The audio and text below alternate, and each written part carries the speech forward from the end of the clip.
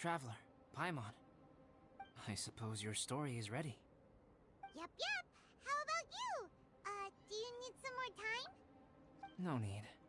I am also ready to tell my story. Paimon calls dibs. Paimon first! Please, go ahead. Okay, here goes.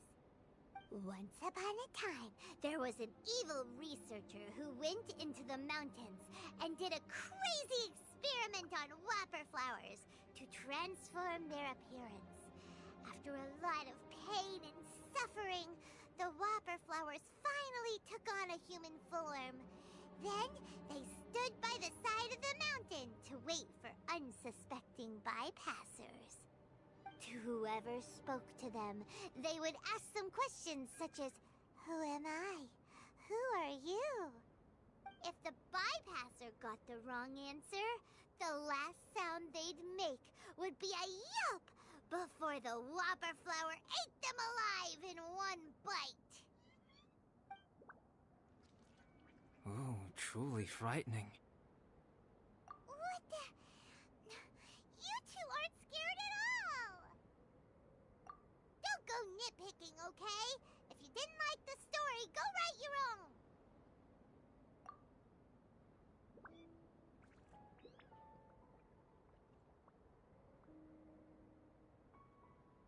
In other words, the whopper flowers would ambush and then completely replace their victims. And then what? Go back to where the person lives? Enter their home? Eat their whole family? Paimon made up this story, but now Paimon's the one who's scared by it. It's a good story. May I write it down? I may bring it up in future conversations. What for? Just to scare people with? Yes. You've got a real mean streak, Albedo. Mine is a little longer than yours. It starts with an alchemist. A great alchemist once created Subject 1. Subject 1 was her proudest achievement, and successfully blended into human society. No one ever would have thought that this friend of theirs was in fact a synthetic human. However, unbeknownst to Subject 1, the alchemist had tried the same experiment many times before he had come into being. Some of the rejects from failed experiments had been discarded, but had not died. Subject 2 was one such failed experiment. He was swallowed by a great dragon that came to rest upon a snow-swept mountain. Many years later, he was resurrected by the dragon's mysterious power. He saw all kinds of people on the mountain, including Subject 1, who had somehow miraculously blended in among them. Never in Subject 2's wildest imagination had he thought it possible for experimental life forms such as they to deceive everyone so successfully. He saw the way humans accepted Subject 1 as a friend, witnessed their affection as they addressed him by name. This was what Subject 2 wanted. Now, all that Subject 2 desired was to replace Subject 1 and take the joy of his existence for himself. This is giving Paimon the chills. So scary. Subject 2 began to unfold his plan. He stole Subject 1's books and notes, and studied all that Subject 1 had learned from the alchemist.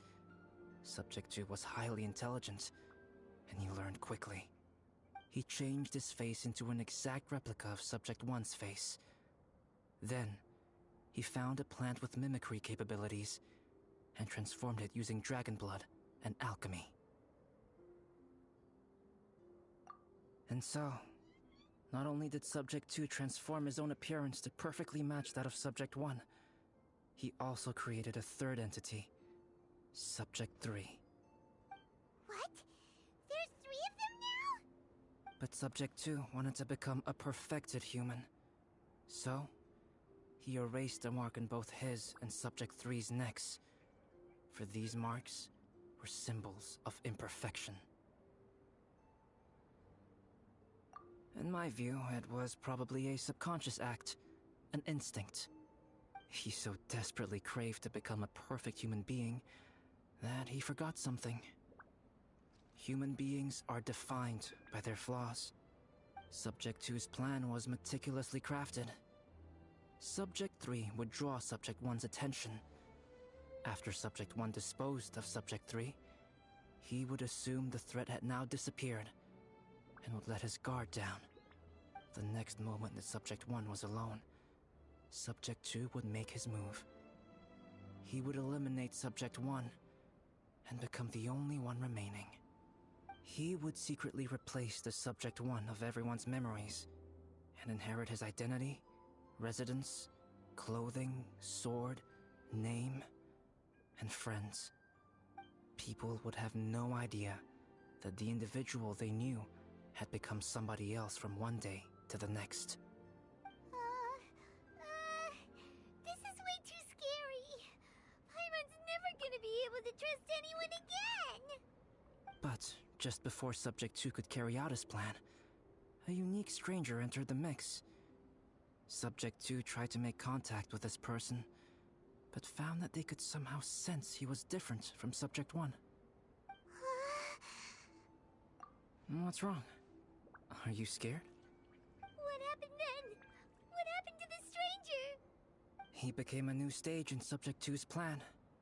One more person that Subject 2 had to dispose of. It's as if there were 3 identical roses in a garden. Only one of the 3 was a fine specimen, while the other 2 were defective specimens that bore poisonous thorns. In all the world, only the gardener who tended to them could tell which was the good specimen. People do not like poisonous plants. Only a perfect rose can fetch a high price.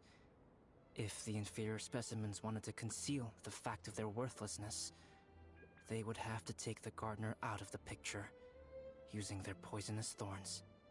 This is exactly what Subject 2 was thinking. So, he hid in the shadows and waited patiently. Maybe soon, he would get his chance to become truly human.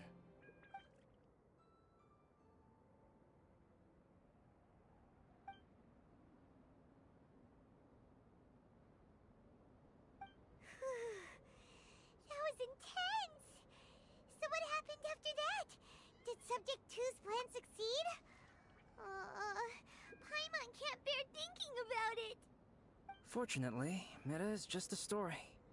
And even in this story, Subject 2 did not succeed. But you can never let your guard down on Dragonspine. Monsters mutated with Durin's power and blood are also creatures of Rhine-Daughter, just like me. You must beware of all such creatures. I'm glad to hear that. It's okay. I know what I am.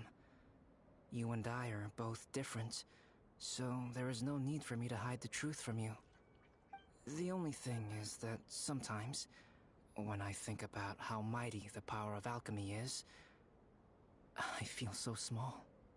As beings who set foot in this world, how arrogant are we in desiring to control our destiny, and in desiring to create? Is creation an arrogant act, traveler? If not, why do we call the ones that created us and control us gods? If it is, then what qualifies us to call ourselves creators? How far must we take our reverence and respect, and what purpose does it serve? Nothing special, but whenever I think about it, I feel a twinge of grief. Poor Albedo. Hello? Traveler, are you here? Hey, is that Amber? Thought we might find you here. We're here to deliver a message from Cyrus. There's gonna be a big event down at the base camp, and they want you there too, Traveler. Winter camp is nearing its end. Apparently, even provisional instructors are required to attend. Looks like we need to go, Albedo. Bye for now. Then I won't keep you. I have some things to attend to here, so forgive me for not seeing you down. Don't worry about it. There have been no issues getting up and down the mountain recently. Is everyone ready? Let's not keep them waiting.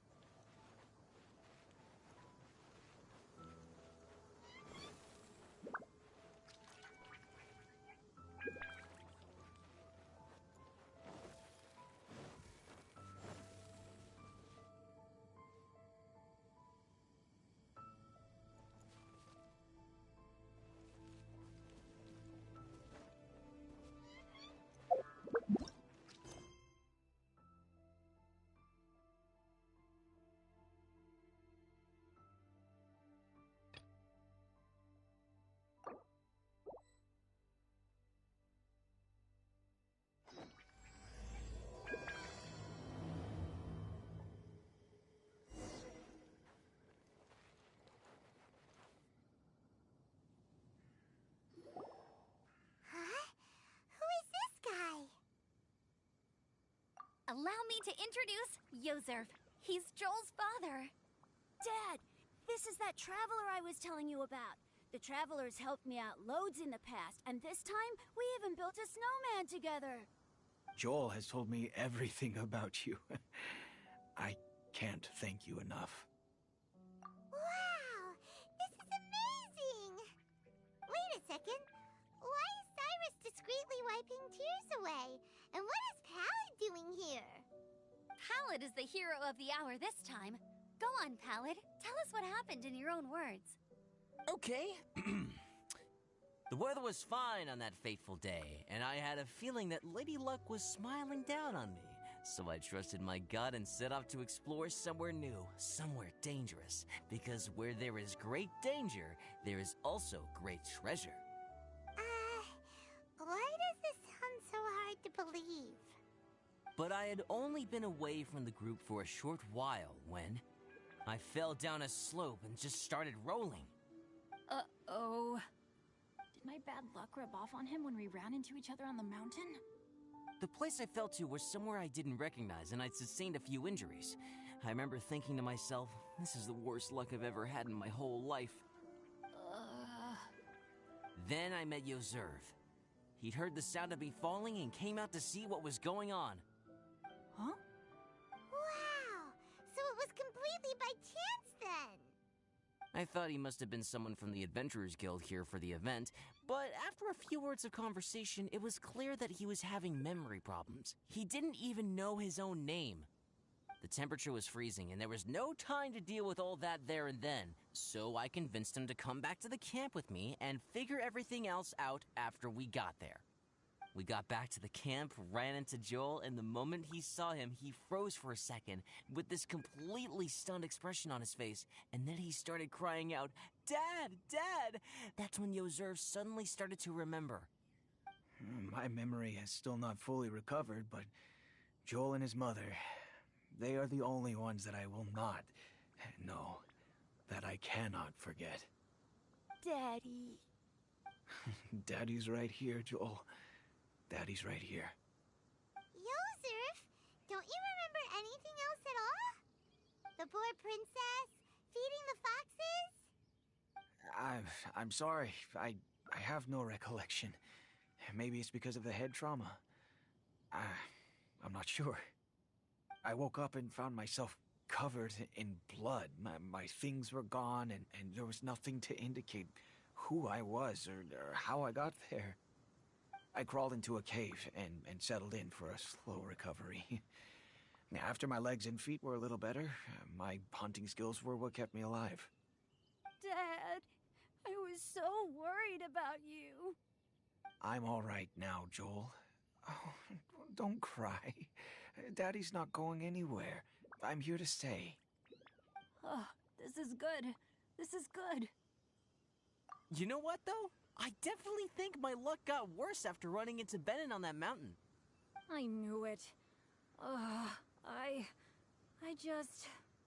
No. I just meant if it weren't for you, there's no way I ever would have run into Yozerf on a mountain this huge.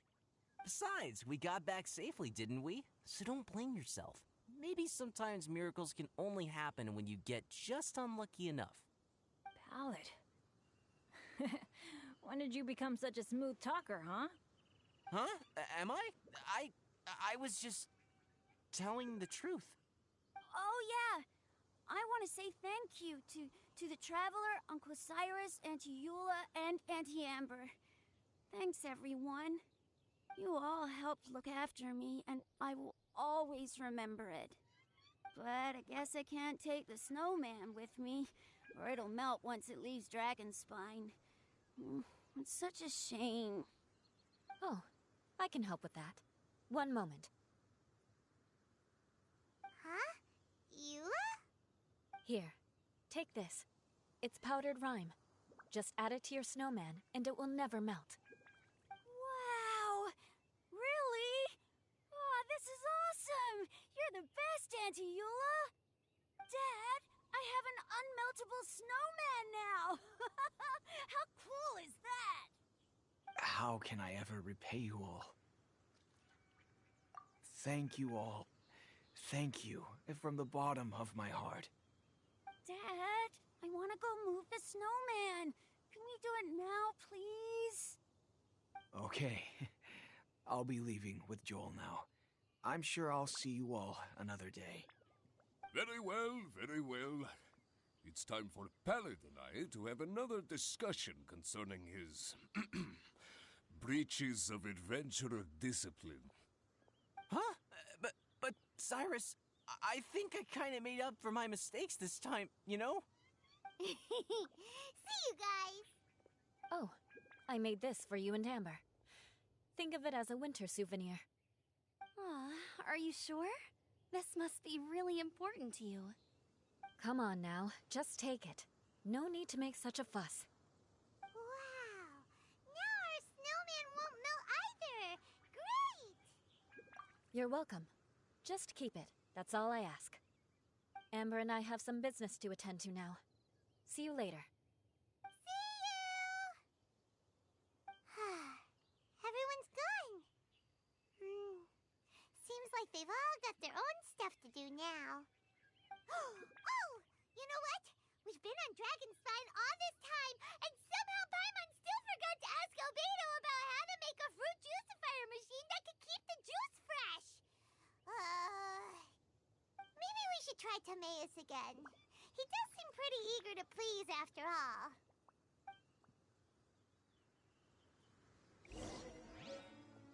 Oh, if only we had some help here. Go!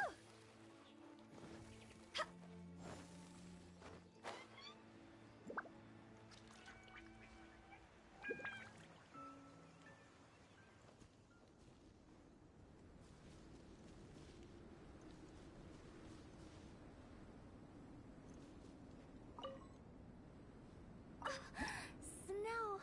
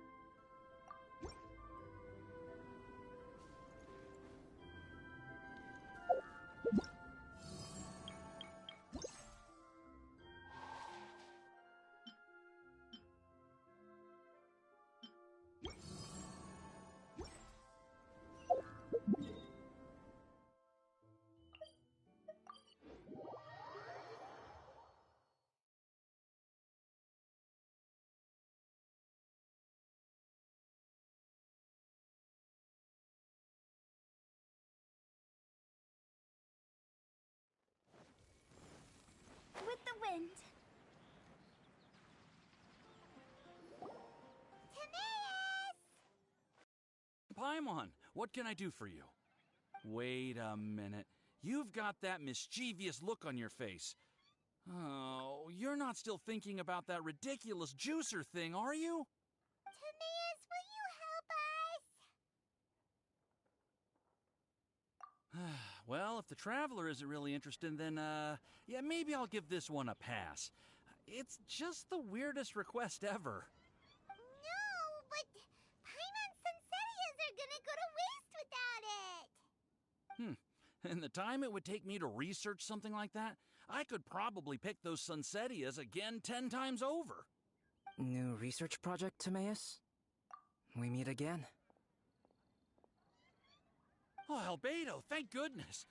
So the situation is, Paimon wants a machine that can turn fruit into juice and keep the juice fresh. I mean, surely it's... Majorly important, that's what it is. If you can manage to invent this, we'll never have to worry about fruit going bad ever again! That's impossible.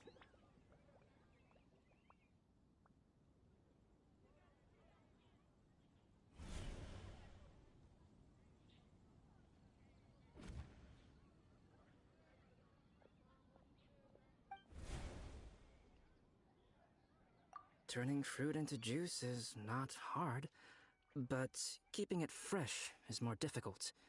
But if you simply want to keep the fruit from rotting, there are many ways to achieve this. Right, Traveler?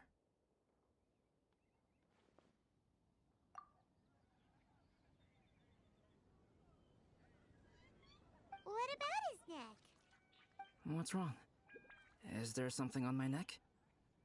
From the look on your face, it's as if you thought I just played a practical joke on you that was in exceedingly poor taste. Albedo, you were saying, how do you stop fruit from going bad? Well, one way would be to bury your fruit on Dragonspine, where the snow never melts all year round. But then Paimon won't be able to eat them! You could always live on Dragonspine. No, too cold for Paimon. Or you can give the fruit to me, and I would take it to Dragonspine for you.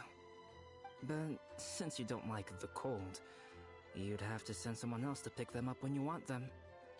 This is where you come in, Traveler.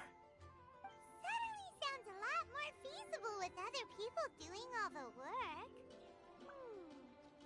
Okay then, shall we go with that idea? Fruit buried on Dragonspine will stay fresh for much longer. However, it is also possible that the fruit will sprout and grow into fruit trees. Who knows? Maybe the next time you visit, it will have grown into an orchard. You can water the trees, add fertilizer, and when they finally bear fruit, you will have some fresh sunsettias. No way! Then Paimon will have to be a gardener! That's not the goal here. Oh? Well, I don't think being a gardener is so bad.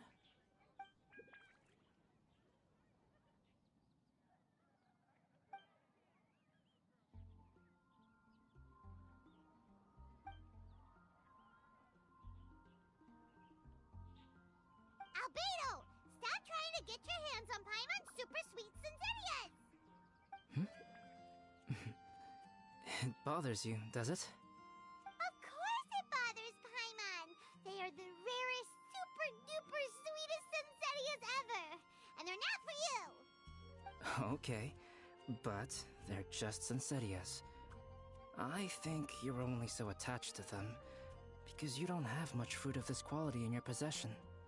When someone's pockets are full and their spirit is fulfilled, they don't easily fall prey to this kind of yearning. Really?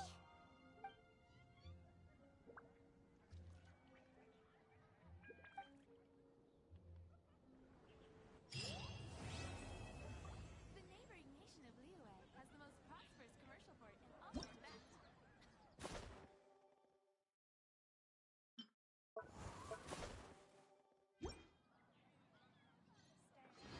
Dragonspine is too cold for ordinary fruit trees to survive. But if, one day, Dragonspine did become home to gardens and orchards, there would be more reasons for people to visit. Perhaps a little life is the key to attracting people.